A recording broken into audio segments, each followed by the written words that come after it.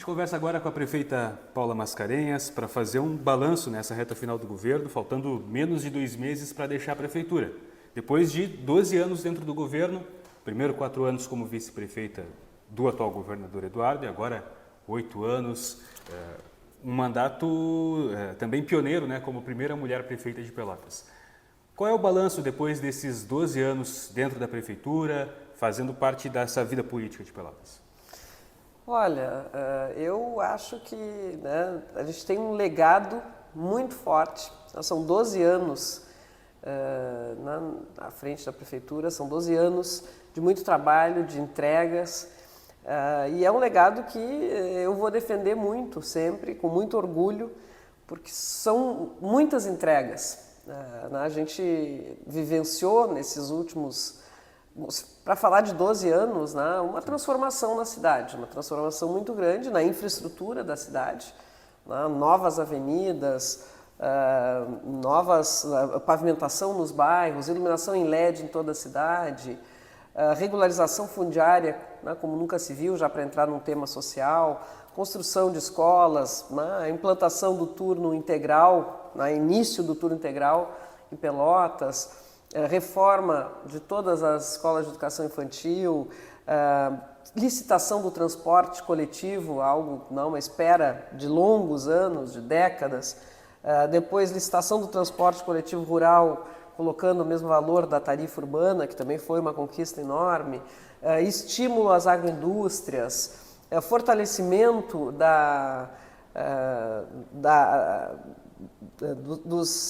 fortalecimento da diversidade cultural da cidade, dos mecanismos de democratização do acesso aos recursos públicos, não só na cultura, como também no desporto, que a gente começou com o ProEsporte nesses 12 anos.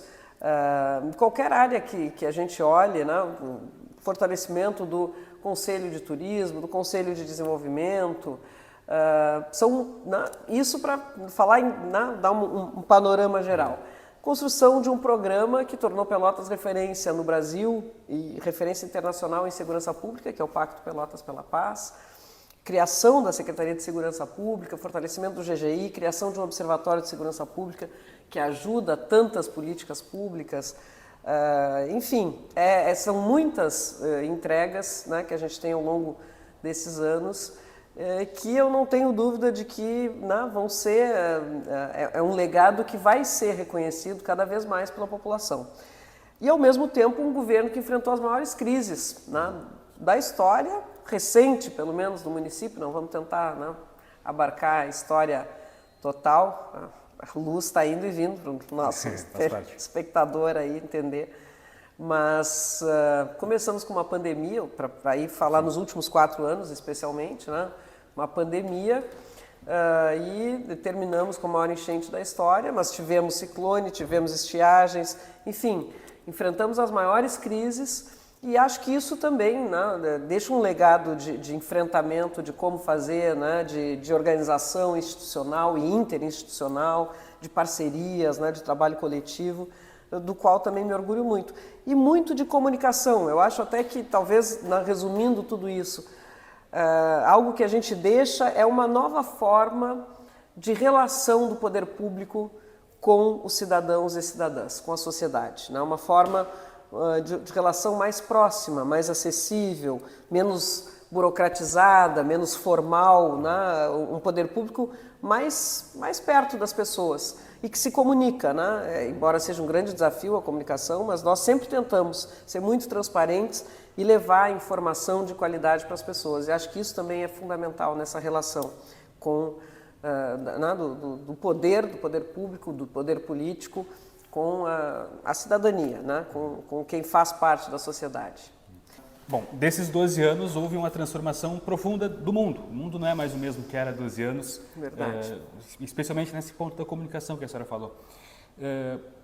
Como isso se torna um desafio para os gestores hoje em dia, viver um governo que, por um lado, isso exige muito mais transparência, isso é bom, mas também aumenta uma vigilância. Como é que é fazer gestão? A senhora que viveu no poder justamente esse período de transição no município. Não tem dúvida de que mudou muito, né? De que mudou muito. Eu acho que, inclusive, a nova gestão vai sentir isso, né? Porque é um prefeito que já foi prefeito há 20 anos e que volta e vai perceber, né, de cara, não tenho dúvida, essa diferença por conta das redes sociais, né? O poder municipal, né, os gestores municipais são os mais controlados do país, sempre foram. Porque nós temos, além da Câmara de Vereadores, que é o Poder Legislativo, que tem esse papel de fiscalização, nós temos os órgãos de controle, Tribunal de Contas, Ministério Público, que acompanham muito diretamente essa vida diária, né, da administração pública e cobram muito. Só que as redes sociais, essa ampliação e fortalecimento das redes sociais, fizeram com que cada cidadã se tornasse um fiscal. Alguém que cobra, alguém que aponta erros, alguém que exige, alguém que fala, né? Alguém que discursa, na verdade. Sim. E eu acho que isso, por um lado, é positivo, né? Tem muitos aspectos positivos, porque realmente hoje nós estamos muito mais à mercê, quer dizer, as coisas estão muito mais visíveis, e é bom, porque o que é público tem que ser visível, tem que ser transparente, não tem que ser escondido. Por outro lado, né, cria aqueles, que aí não é só com o poder público, né, é com todo mundo, tem os tribunais das redes sociais.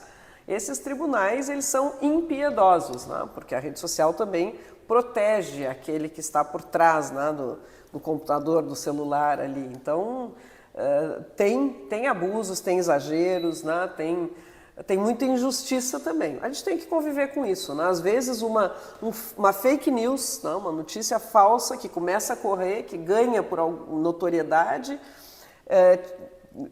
tira o gestor público de um assunto importante, mas exige a atenção do gestor público 2, 3 dias, porque cria uma crise, né? Uma crise que é fake, porque ela vem de uma informação que não... Mas, né? Esse tipo de coisa não existia antes. Então, tem aspectos positivos e tem aspectos bastante negativos. A gente tem que aprender a conviver com isso, porque daqui não vai para trás, não, só para frente. Então, é um desafio. Sim. Voltando para essa análise dos 12 anos, a senhora tem algum arrependimento ou algo que gostaria de ter feito e não conseguiu fazer? Um grande objetivo que tivesse para a sua gestão que acabou não dando certo? Olha, algo que gostaria de fazer e não fez, sim. Tem muita coisa que eu gostaria de fazer. E não fiz, né? Talvez a principal dela seja poder ter uma administração mais eficiente, que entregasse mais, né? Sobretudo na questão de zeladoria, nessa questão que trata diretamente da vida diária das pessoas, né? Eu gostaria de ter outra coisa que entra no mesmo arcabouço. Eu gostaria de ter universalizado o tratamento de esgoto na cidade. Isso eu dizia lá em 2016, na campanha eleitoral, na minha primeira eleição de prefeita. E hoje nós vamos, até o final do ano, mais do que dobrar o nosso tratamento de esgoto. Mas olha só, são 8 anos que a gente está levando para tirar de 18% e levar para 40%. Quando nós, em 5 anos, talvez no primeiro mandato, pudéssemos ter levado a 100%, numa parceria público-privada que não conseguimos fazer. Então, isso eu gostaria de ter feito, assim como ter recursos para poder tornar a vida das pessoas mais fácil, especialmente nas periferias, onde não tem a infraestrutura adequada.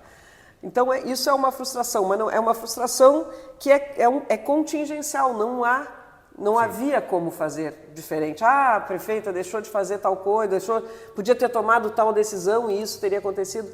Não, eu não acho que poderia ter acontecido. Talvez pudéssemos ter sido um pouco mais eficientes aqui ou ali, mas isso não teria mudado porque a prefeitura, ela é muito cara, a administração de Pelotas, ela é muito cara, as despesas são muito altas. E as receitas que vêm crescendo, e a gente vem otimizando, a gente vem trabalhando com muito mais eficiência na receita, não tem a menor dúvida do patamar que era quando nós entramos para agora, foi uma revolução. Mesmo assim, ela não acompanha a velocidade das despesas. E ainda assim, com todas essas despesas, com todo esse peso do custo da máquina, nós não conseguimos entregar tudo que gostaríamos na zeladoria, na saúde, em áreas que são muito importantes. Então, acho que a minha frustração é um pouco essa, que deve ser a frustração, mais ou menos, de todos os prefeitos. Claro que tem alguns que vivem em cidades mais ricas por questões muito pontuais, assim, que têm uma receita muito maior e que conseguem dar conta disso. Agora, quem vive em cidades médias como Pelotas, com esse padrão orçamentário, certamente tem as mesmas frustrações. Sim. E qual é a maior conquista, o maior legado que a senhora gostaria que fosse lembrado daqui 10, 20 anos? Não tem como não falar no Pacto Pelotas pela Paz. Em tudo que ele produziu diretamente, que é preservação de vidas e transformação de vidas, na preservação porque nós reduzimos os índices de homicídio, e transformação de vidas, e aí esse aspecto é muito amplo, porque é desde oportunidades para jovens, desde uma nova perspectiva de vida para ex-apenados, desde de crianças, de famílias que passaram a ter mais harmonia, né, a partir dos nossos projetos de prevenção à violência, de fortalecimento de vínculos, enfim, tudo isso. Mas, para além disso, um outro legado que está vinculado ao pacto, que é a questão do trabalho intersetorial e interinstitucional, que se revelou fundamental justamente no enfrentamento das crises. Né? Por que Pelotas foi reconhecida, se notabilizou tanto na pandemia, reconhecida pela OPAS, quanto nas enchentes, reconhecido pelos pelotenses mesmos, que me param muito na rua para dizer fosse muito bem na pandemia, muito obrigada, na enchente, muito obrigado e tudo mais. Por quê? Porque nós conseguimos trabalhar, nós conseguimos dar uma resposta rápida coletivamente. E isso é um legado do pacto. A gente sabe trabalhar junto, a gente já tem canais de comunicação perfeitos com as instituições, então acho que todo esse legado, tudo que o pacto significa é o meu maior legado, eu não tenho a menor dúvida. A senhora vem de 2 eleições vitoriosas e com resultados históricos. Eleita em primeiro turno, no segundo mandato foi para o segundo turno por uma margem muito estreita. 400 votos. E agora o projeto do PSDB não foi bem sucedido, ficou no primeiro turno. Qual é a sua avaliação do cenário político? Qual é o momento do PSDB em Pelotas? Houve uma saturação, uma resistência natural das pessoas, uma vontade de mudar? Qual é a sua avaliação? Olha, eu considero que nunca, né, uma vitória ou uma derrota são explicados por um único fator. É uma multiplicidade de fatores, vários aspectos. Um deles é o tempo. Realmente, o PSDB está há 12 anos, né, no poder aqui em Pelotas, mas o nosso grupo político está há 20 anos. Entrou com o Bernardo de Souza, que está aqui, né, o meu inspirador, embora essa foto não seja lá de 2005, seja lá, né, dos anos 80, quando ele assumiu em 82. Mas a gente começou, esse grupo político se formou em 2005, no governo Bernardo Fetter. Claro que houve, né, mudanças de lá para cá, no grupo, em alguns partidos e tal, mas é o mesmo grupo. Né? Então são 20 anos e isso causa necessariamente um cansaço na população. Né? As pessoas gostam de mudança, gostam de alternância no poder. Nós soubemos nos renovar, eu sempre digo isso, a gente conseguiu se manter também muito pela aposta em nomes novos. Né? Então teve o Bernardo, teve o Fetter, teve o Eduardo, teve a Paula, e nós íamos de novo nos renovar. Nossa proposta era de novo uma renovação com estima. Mas tem o peso desses 20 anos. Isso é um aspecto que eu acho que é inegável. Apesar das entregas, ao mesmo tempo as pessoas se acostumaram com essas entregas. Né? As pessoas se acostumaram com o novo ritmo da prefeitura. Eu me lembro quando, lá no final dos anos 2000,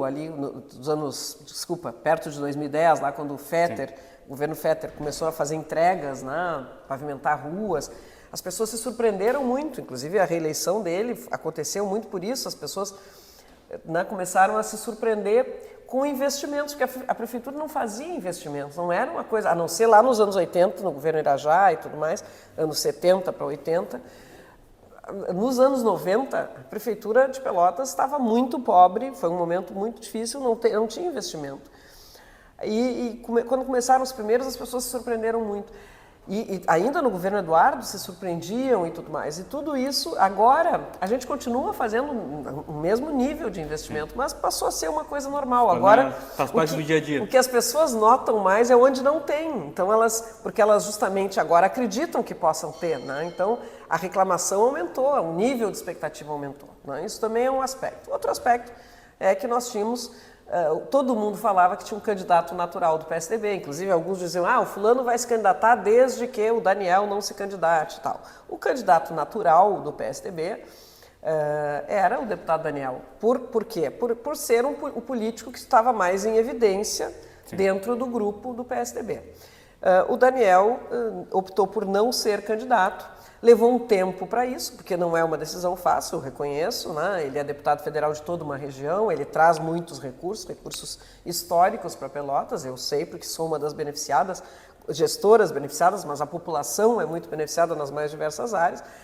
É compreensível que ele tenha tido dúvidas sobre o papel a exercer e tudo mais, e esta dúvida levou um tempo talvez também muito longo, o que nos deixou pouco tempo, né, para formar uma nova liderança. Nós apostamos no Fernando Estima por reconhecer nele um grande gestor. Eu não tenho dúvida que ele seria um excelente prefeito, né? Me lancei a campanha dele com todo o entusiasmo por acreditar nisso, continuo com a mesma convicção, mas era uma pessoa que nunca tinha se candidatado, nem ele nem a Michelle, a sua vice. Era uma primeira experiência e no momento em que havia esse cansaço, em que com pouco tempo, né, eles começaram, as campanhas são muito mais curtas, eles tiveram menos tempo, começaram mais tarde, né, foram lançados na última hora, digamos, poderiam estar 6 meses antes já se envolvendo com esse tema. E além disso, nós estamos enfrentando uma dificuldade financeira já há algum tempo, embora a gente tenha feito muitas reformas, eu não tenho dúvida de que estou entregando uma prefeitura muito mais saudável e estruturada do que aquela que nós recebemos lá atrás, seja lá em 2005, seja lá em 2013, mas eu compreendo, isso não é crítica, cada uma evolução natural. Exatamente, cada um tem que fazer um pouco melhor. Alguns governos não fazem melhor, fazem pior, também não vamos dizer que todos fazem melhor, mas não acho que esses últimos governos tenham feito pior. Mas é uma exigência também dos tempos. Exatamente. Agora, eu não tenho dúvida que o meu governo último, esses 4 anos difíceis que enfrentamos, também foram anos de desgaste, porque nós fizemos grandes reformas, e reformas fundamentais. Senão a prefeitura hoje estaria numa condição muito pior, muito mais difícil. Mas, enfim, enfrentamos dificuldades financeiras, junto com dificuldades climáticas. Então, a questão da zeladoria, que já era difícil por natureza, ela se complicou ainda mais, no ano de 2024 especialmente, porque além da enchente, porque no pós-enchente nós recebemos recursos públicos federais e muitos recursos estaduais que nos permitiriam dar uma resposta. Mas não conseguimos dar essa resposta adequadamente porque o volume de chuva, os dias de chuva foram, assim, até a eleição, até setembro, outubro ali, foram 60% dos dias foram dias de chuva, dias em que a gente não conseguia trabalhar nas ruas. Então, a zeladoria foi um problema na eleição e tudo isso junto, né, criou um cenário muito difícil para a eleição do PSDB. A população escolheu, né, a vontade de mudança, o cansaço dos 20 anos, né, e ao mesmo tempo promessas muito fáceis, assim. Eu que sou prefeita, né, para mim, até quando o Estima falava algumas coisas, eu ficava um pouco tensa, porque eu sei o que é estar aqui, né, não é fácil. E os candidatos prometeram muito, né, e prometeram. E claro que as pessoas querem esperança, as pessoas se agarram na esperança.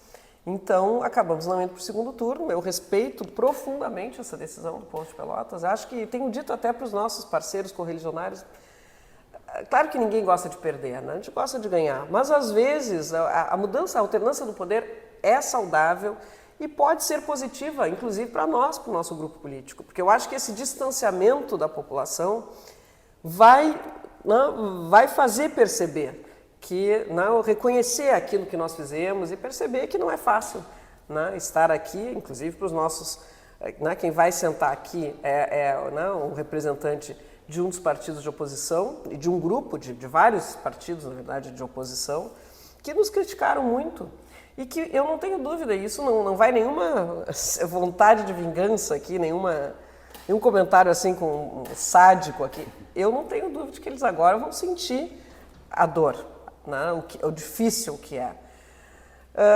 E o que eu disse, eu não vou fazer, nós, se depender de mim, eu não sou vereadora, né, claro, mas a nossa bancada não fará uma oposição sistemática nem uma oposição virulenta, mas tem que fazer oposição, eu acho que deveria, mostrando o que está errado, mas ajudando a cidade a olhar para frente. Mas enfim, eu falei uma resposta longa, né, mas acho que deu para te dar o meu sentimento, né, sobre tudo isso. E qual é o futuro do PSDB em Pelotas, mas também no Estado?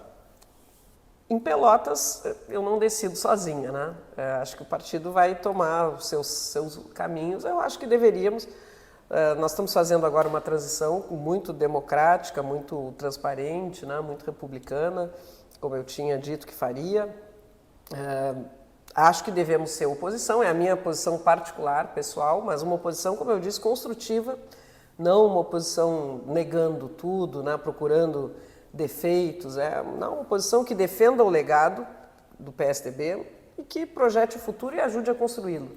Né? Porque se nós queremos voltar ao poder daqui a 4 anos, nós queremos uma prefeitura melhor, né? Que ela siga melhorando nesses 4 anos, né? E não que destruam tudo que a gente fez. Sim. Então a gente tem que ajudar nesse sentido. Né?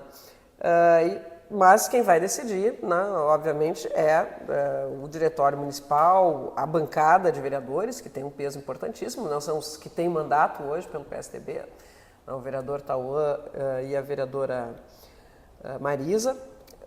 E é isso. No Estado, nós crescemos nessa eleição, né, embora tenhamos perdido Pelotas, mantivemos Santa Maria e Caxias, aumentamos o número de prefeituras no Estado, algumas importantes prefeituras, como Carazinho, Canela, Gravataí, Viamão, que nós já tínhamos, mas mantivemos, Bento Gonçalves, que também mantivemos, Cachoeira do Sul, uma prefeitura importante também, e outras tantas, aumentamos o número de prefeitos em mais de 20%, o número de vereadores em mais de 30%. A ideia é tentarmos, a partir do Rio Grande do Sul, fortalecer o PSDB, porque o PSDB no Brasil tem tido dificuldades, é um partido que sofreu muito com a polarização, que perdeu um pouco da sua identidade, se desconectou um pouco das suas raízes. Eu acho que continuo acreditando que a gente tem que tentar construir nesse sentido.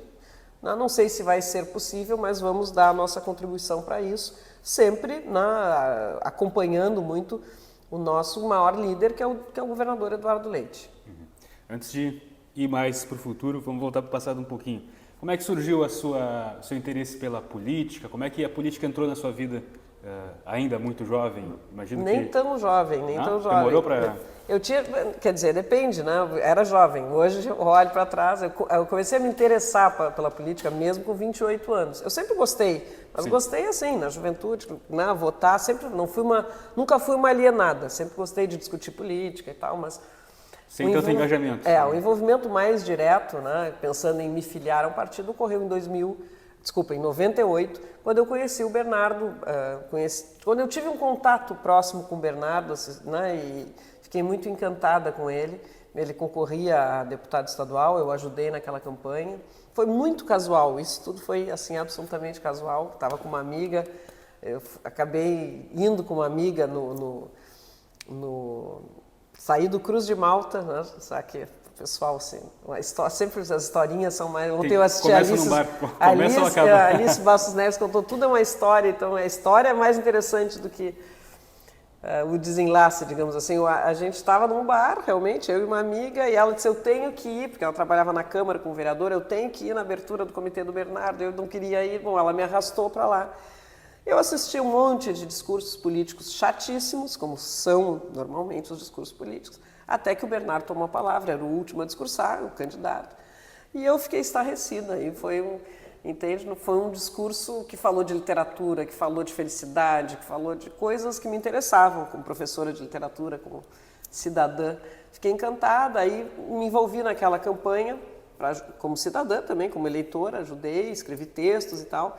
E ele se reelegeu deputado, era o segundo mandato ali, me convidou para trabalhar com ele na Assembleia. Eu era professora já na universidade, fui cedida. Boa tarde. Opa. O que posso fazer por você? Desculpa a Síria aqui, gente, desculpa. Mas aí fui trabalhar com o Bernardo, então, em 99. Eu tinha 29 anos, era bastante jovem, realmente, mas é que tem gente que começa muito... Eu comparo com o Eduardo, começou com 19, Sim. né? Então, e fui trabalhar com o Bernardo nos bastidores. Aí fui a primeira mulher coordenadora de bancada na Assembleia, lá nos anos 2000, já no ano de 2000. Fiquei com ele lá em 2004. Ele veio se candidatar a prefeito. Eu me tornei chefe de gabinete do prefeito em 2005, até que ele teve que renunciar pelo motivo de doença, voltei para a universidade. E nesse período, na prefeitura, nesse ano que eu passei na prefeitura, conheci o Eduardo, que tinha sido candidato a vereador não eleito e trabalhava conosco aqui. Ficamos amigos, assim, criamos uma relação de respeito, de carinho mútuo.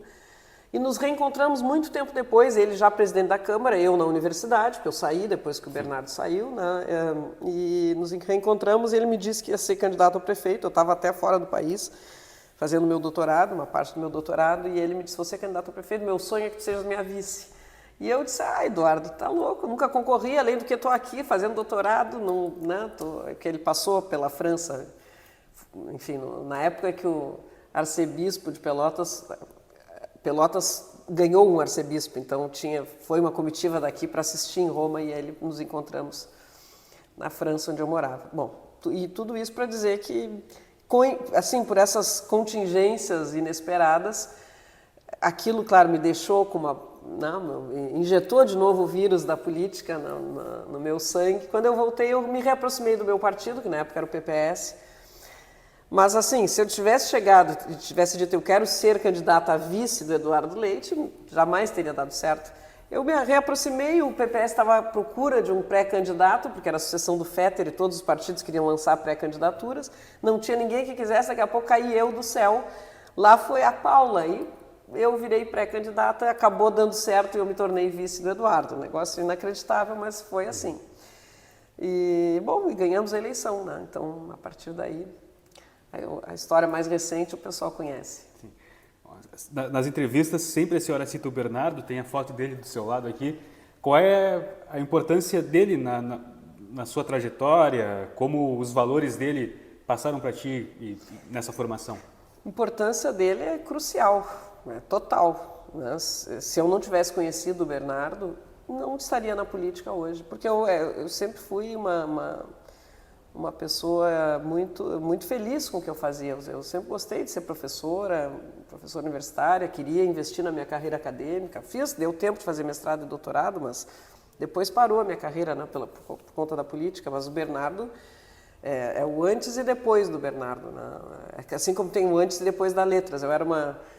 Eu tenho uma infância muito mais ligada ao campo, embora eu morasse na cidade, mas eu queria ser engenheira agrônoma e ia ser uma mulher rural, até fazer letras, né? Até que ter um professor de português que me estimulou e eu resolvi fazer letras.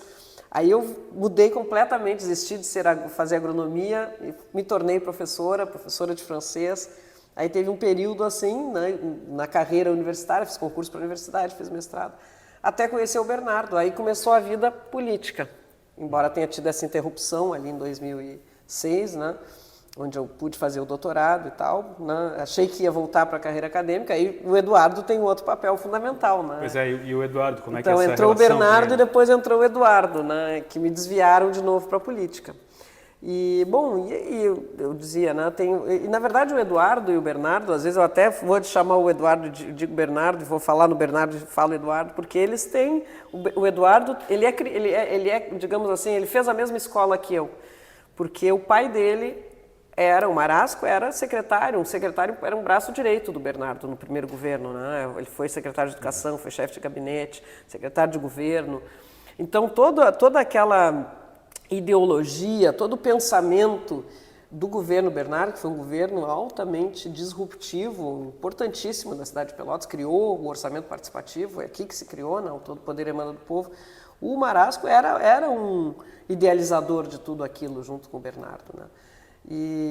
Então o Eduardo se criou nessa mesma escola de pensamento, assim, que eu depois tive anos mais tarde, com o Bernardo, trabalhando com ele lá, com os princípios dele. Ele era um professor, né? Então ele falando sobre os princípios constitucionais da boa administração pública, no artigo 37 da Constituição, eram aulas que a gente tinha, né? Ele dizia para todo mundo que ia trabalhar com ele, a primeira coisa que ele dizia, olha, tu podes aqui, quando não souber o que fazer, se pode fazer, se não pode, pensa o seguinte, pode sair no Fantástico, se puder, tu faz. Se tu tiver dúvida, talvez não fosse muito bom, não faz. Ele era essa pessoa, assim, sabe? Então, tem algumas pessoas que trabalham comigo que faziam parte lá da Assembleia que têm esses mesmos valores. Então, digo assim, é fundamental. O Bernardo na minha vida foi uma formação fundamental e eu vejo ele hoje como um farol, assim, a me guiar, né? Quando eu penso o que o Bernardo diria sobre isso, né? Estou certa ou estou errada, eu sempre penso o que ele faria nessa situação. Essa é uma visão bem idealista da política, né? Do que a política pode fazer de bom em valores humanistas. Assim. Quais são os seus ideais, os seus valores, não só ideológico, mas também desse ponto de vista humano, intelectual?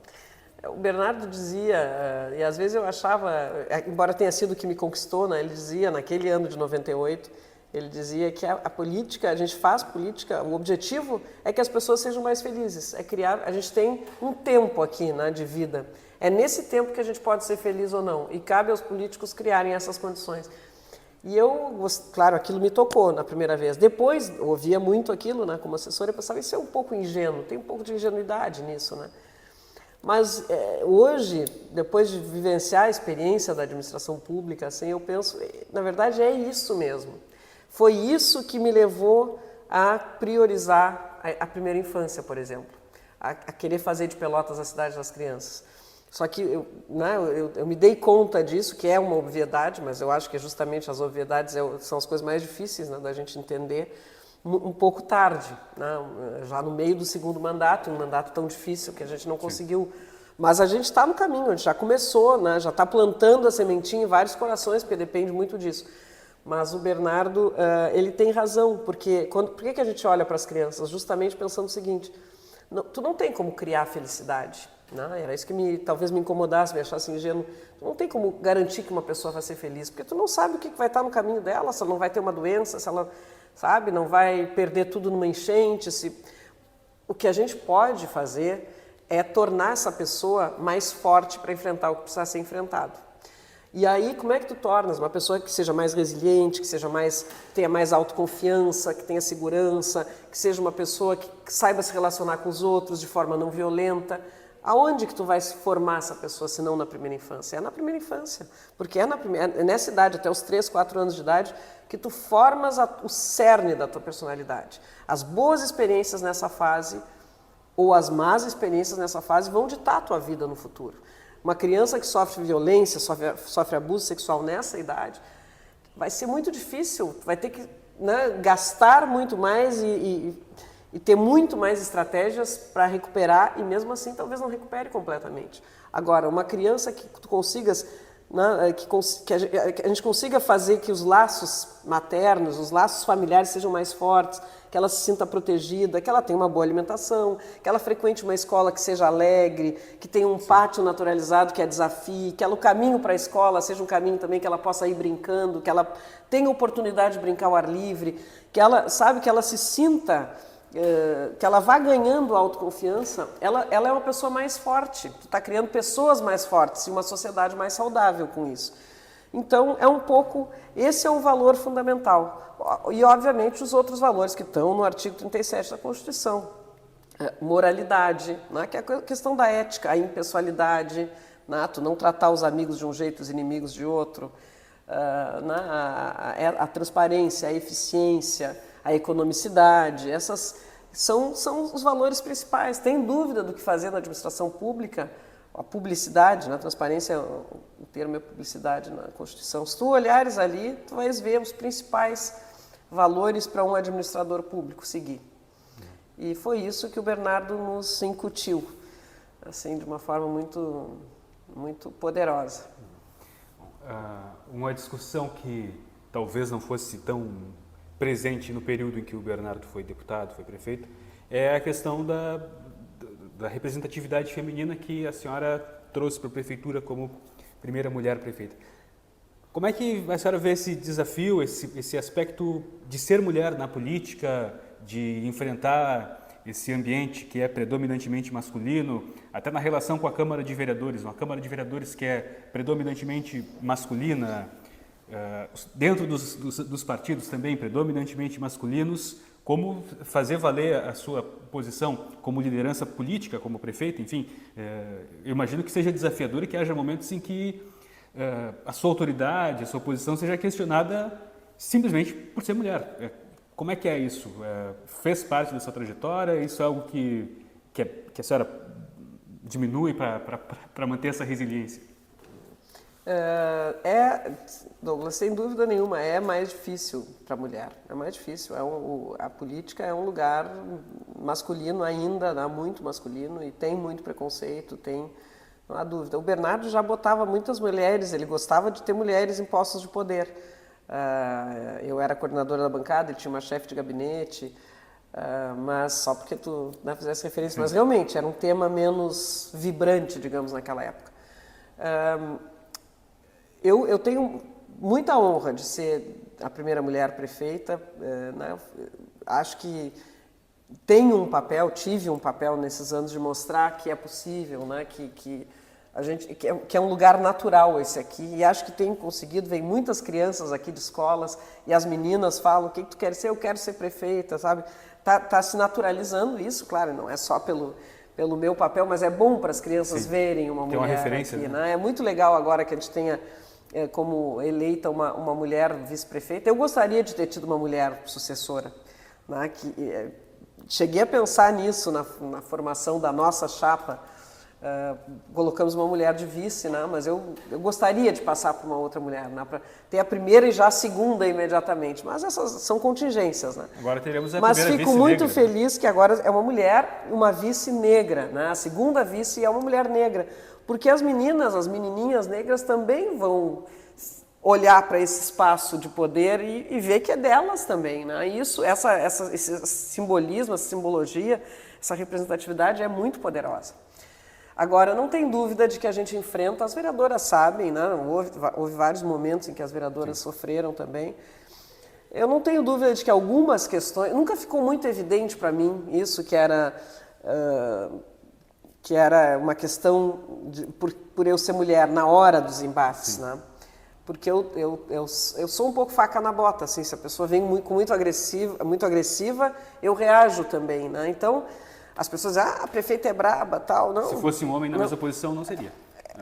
Mas não, o que eu quero dizer é o seguinte, depois eu enfrentei tanta dificuldade que eu não tenho dúvida, né, de dificuldades, algumas de relacionamento, que se eu fosse homem, eu acho que teria sido diferente. Eu acho que tinha muita desconfiança, sabe, uma dificuldade de aceitar decisões, né, de entender que, bom, a chefe do Poder Executivo é uma mulher que vai dar a palavra final. Né?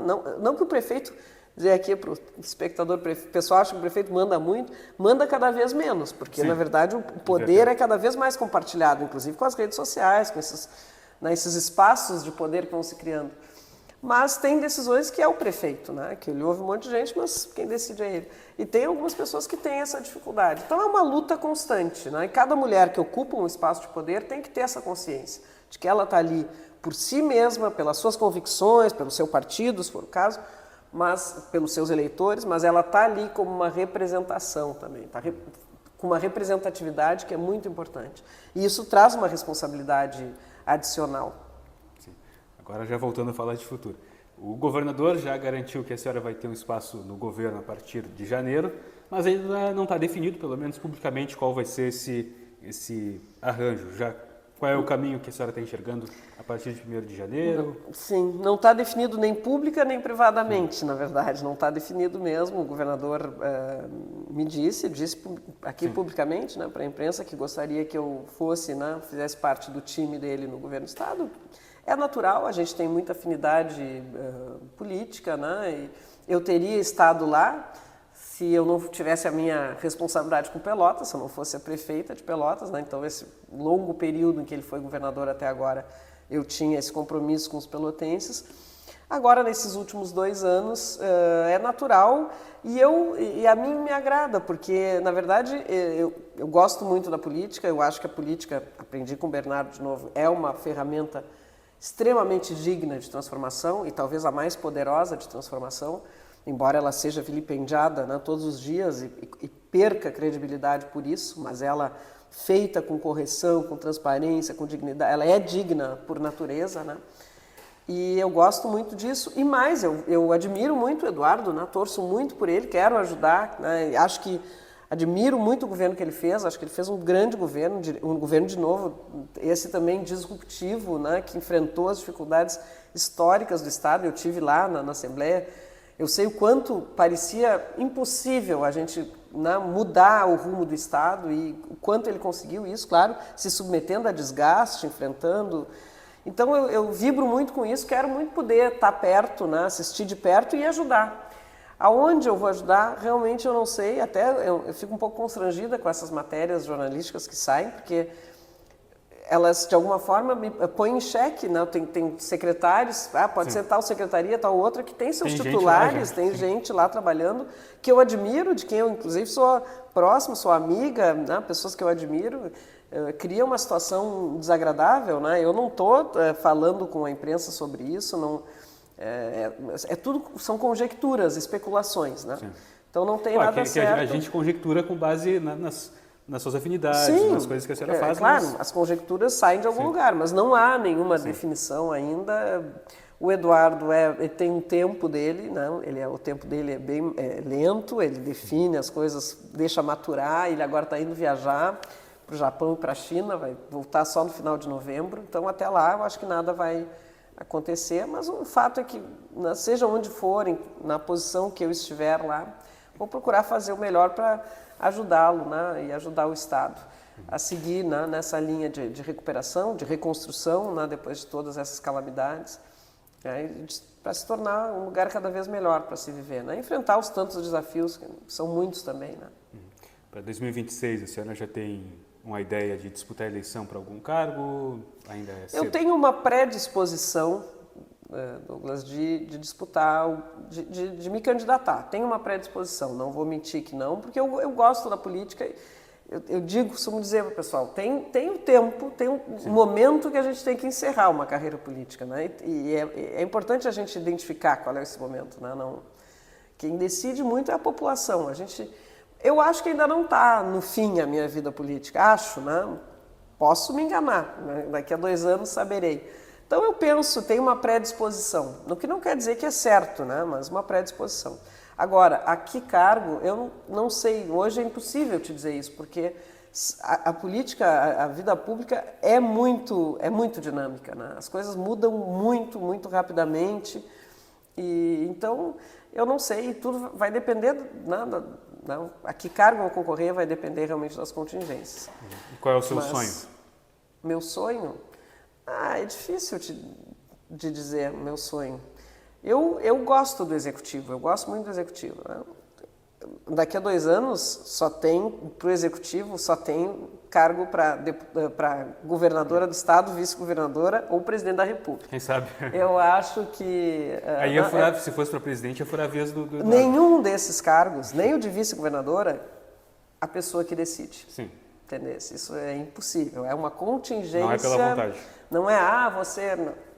Não. Mesmo os cargos de deputado, de senador mais ainda, que é uma majoritária, ou de deputado, também não é bem assim, você é candidata a deputada na estadual ou federal. Isso depende do partido te aprovar, de uma conjuntura, assim, é mais fácil, né? Claro, hoje nós temos um deputado federal, que é o Daniel, então provavelmente não me candidate, não tem o menor sentido ter 2 candidatos a deputado federal no mesmo partido, na mesma cidade. Então, assim, digamos, as coisas apontam mais para uma candidatura a deputado estadual. Pensando nisso, né? Eu gostaria, tive lá na Assembleia, foi onde eu comecei, né, sempre que eu trabalhava lá com o Bernardo, dizia, eu gostaria de ser deputado naquela época. Eu nunca pensei em concorrer, porque eu ficava muito feliz de ser assessora do Bernardo, ele me representava muito. Mas eu pensava como um devaneio, assim, gostaria de estar aqui como deputada. Então, é possível, né, que isso aconteça. Vamos ver, mas tudo é uma questão de construção, de conversa, até lá, tudo pode mudar, pode daqui a 2 anos eu dizer não quero mais a política. Voltar para a UFPEL? Voltar para a UFPEL, que é o meu caminho natural, né? Então vamos ver, mas é isso, eu não vou deixar nunca de gostar, de me interessar por política, né? Sabendo desse poder de transformação que ela tem, né? E a gente quer uma sociedade melhor, não uma sociedade em permanente transformação para melhor. Eu quero dar minha contribuição, ou na linha de frente da política, ou fazendo a minha atividade profissional, como qualquer cidadão, né, ajuda a melhorar a sociedade, fazendo o seu melhor, né, tu como jornalista, né, eu como professora na UFPEL, enfim, né, qualquer pessoa na sua área de atuação pode ajudar, né, e deve ajudar. E qual é o sentimento nesses próximos 2 meses, menos de 2 meses já? Meu sentimento, eu quero terminar bem o governo, né, da melhor forma, fazer as entregas que ainda tenho por fazer. Estamos correndo contra o tempo. Ainda tem muito problema, não dá para relaxar e dizer agora está terminando, deixa eu descansar um pouquinho, porque todos os dias tem um problema novo na porta, batendo a porta, né, mais um leão né, querendo nos abocanhar. Então a gente está trabalhando muito, tem a transição que começou, né, a gente já fez uma reunião, eu e o novo prefeito, mas tem um grupo que já está começando a trabalhar. A ideia é fazer bem essa transição, concluir bem os processos que me cabem, né? E aqueles que vão permanecer em andamento, poder passar da melhor forma para o novo governo, para que eles não tenham solução de continuidade, né? Que o pessoal não sinta o baque da mudança, né? Claro, vai sentir o impacto do novo governo, suponho que eles vão querer deixar as suas marcas, mas que não tenha um impacto negativo, né, de uma troca de governo, que a gente possa pelo menos contribuir ao máximo para que isso não aconteça. Certo. Prefeita, muito obrigado pela entrevista. No futuro a gente pode fazer uma entrevista mais ampla, fazer um perfil mais Essa maior. Já foi bem longa, mas... Já foi maior, mas estou à disposição. voltar mais no passado. Obrigado, Tá prefeito. bem, obrigado.